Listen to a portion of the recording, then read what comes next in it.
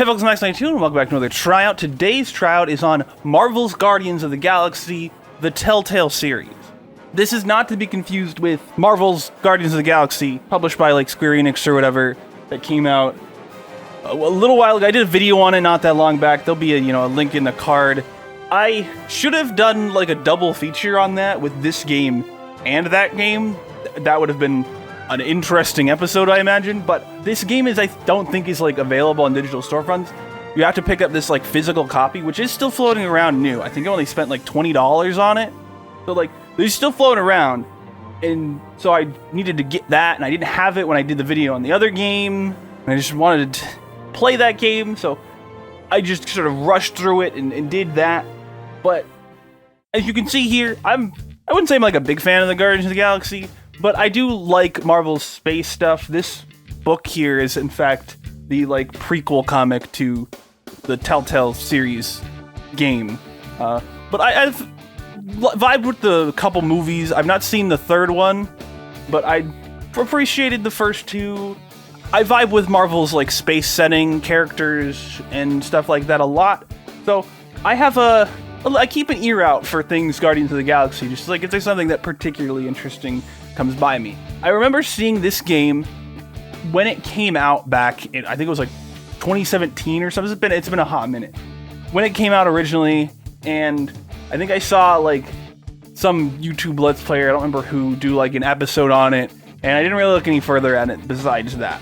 The one episode back in that time wasn't even like the full first episode of the Telltale series, which is what I played through for this episode of tryouts, as I played through episode 1, which is named after a song. I'll put the title up. I don't remember what it is right now. There's a lot of things named after songs. I'll talk about it a bit later. This is another of them Telltale games. If you've played one, you sort of understand what they are. You know, there's mostly just sort of an interactive movie television series thing where you pick dialogue choices, you do some actions that may or may not matter in the grand scheme of things in terms of like fulfilling the QuickTime events.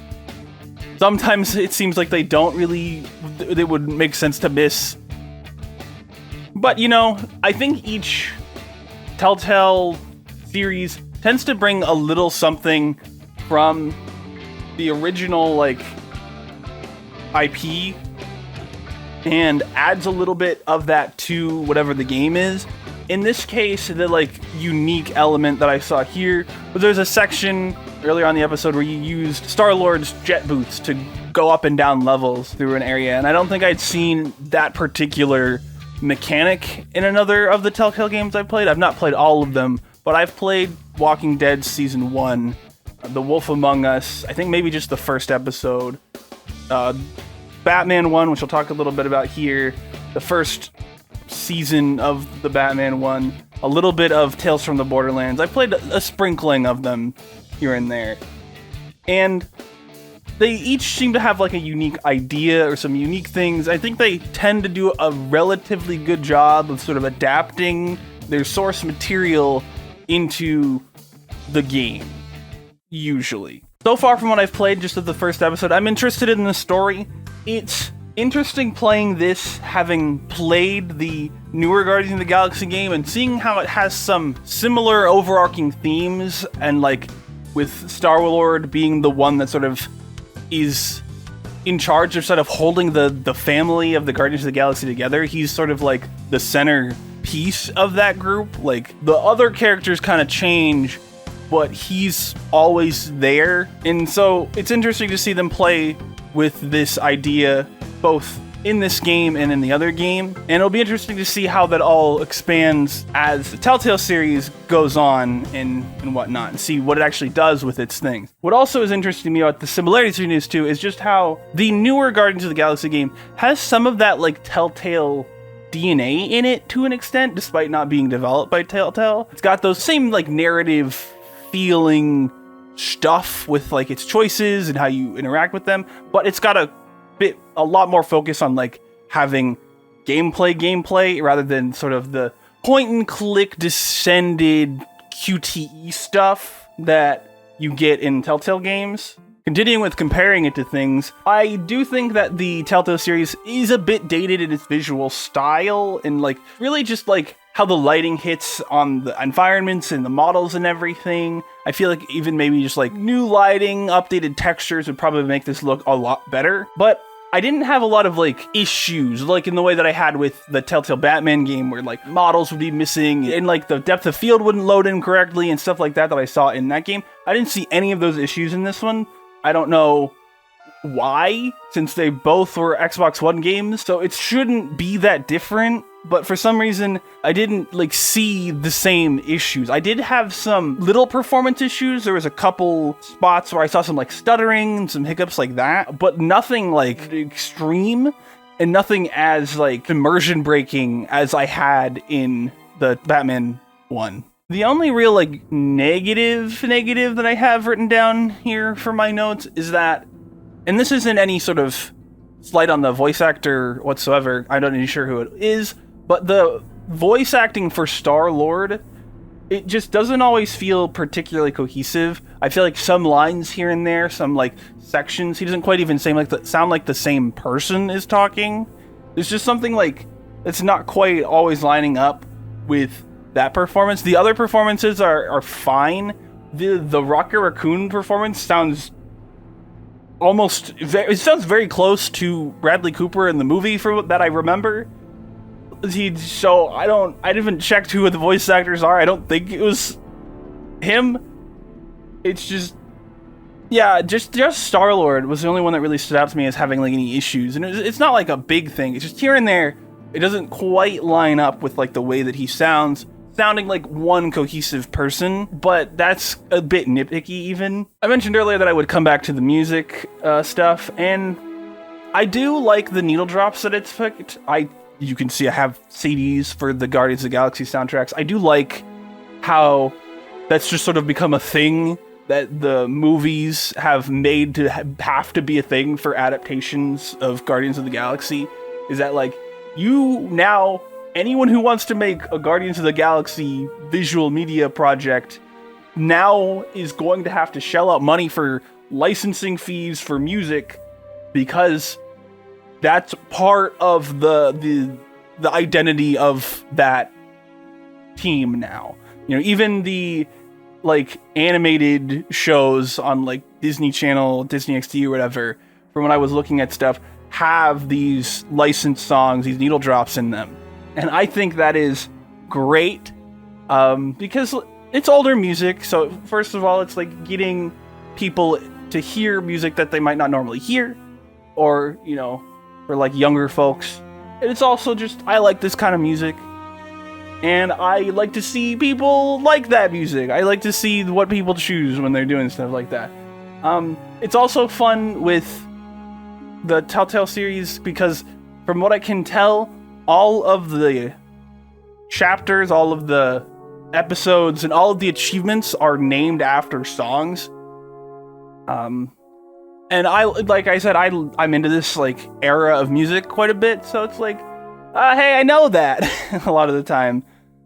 So I think that what was done with the movies, the Guardians of the Galaxy movies, to like create those archetypes, while I do get a little annoyed at this version of Drax always sort of being... It comes across a little one note, with the joke being like, he doesn't get human idioms and junk. Like, I understand that it was funny in the first Guardians of the Galaxy movie. I don't think it's great characterization for Drax overall in like every time you do the Guardians of the Galaxy, but like that's again getting into a little nitpicky. This game came out not too long after the movie did, so I can't really be like, how dare you jump on be like one of the first people to jump on that iteration and do the exact same thing. Like, but it is something that, having seen a handful of iterations of the Guardians of the Galaxy since those movies, it's sort of like, okay, it's not that funny, you know. But otherwise, I do appreciate what the movie brought for the aesthetics and the characterizations of this team. Because it's not a team that I knew really before those movies, and I appreciate them as a sort of like ragtag Marvel space cosmic team. Because again, as I mentioned a couple times already, that is one of my favorite settings within Marvel. Their cosmic space settings and their supernatural settings. That's my favorite spaces that Marvel plays with. I appreciate what this is doing so far, and I don't think it's a bad iteration of a Telltale game. So I'm going to say this one passes its tryout. It's, as far as I can tell, been delisted from digital storefronts. So if you want to play it, you have to hunt down a physical copy of some variety, or maybe like a CD key or something. But I'd say if you're into Guardians of the Galaxy, probably check it out. I'm intrigued so far based off of the first episode. So I will someday get around to playing more of it. We'll see when. And when I do that, I'll probably talk about it. I don't know if it'll be in a video. What video it'll be in. Maybe wrap-ups, bites, maybe just the follow-up for the end of the season. But either way, yeah. I forgot to mention that I've been gone for a while, didn't I, at the beginning of this? So whoops, yeah, I've been gone for a hot minute. I'm back now. I don't really have much to say about it. I just took a long break over the holidays. But I hopefully am back at least till the end of the current season of tryouts, and we'll see where things go from there. But that's all I had to say about that, and also all I had to say about this game.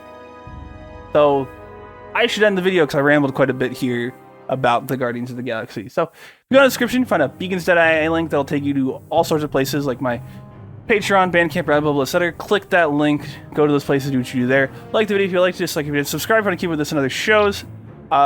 Mostly this one, trying to work on some other things here and there when I get the energy to. There's other things that I've filmed that maybe have come out by the time that this video comes out. Maybe they will come out after. Don't know. I'm recording this far enough in advance that I'm not sure. Leave a comment. What's your thoughts on the Guardians of the Galaxy as, you know, anything, any iteration, thoughts. Share the video, do things. Anyway, thanks for watching, and I'll see you next time. Bye!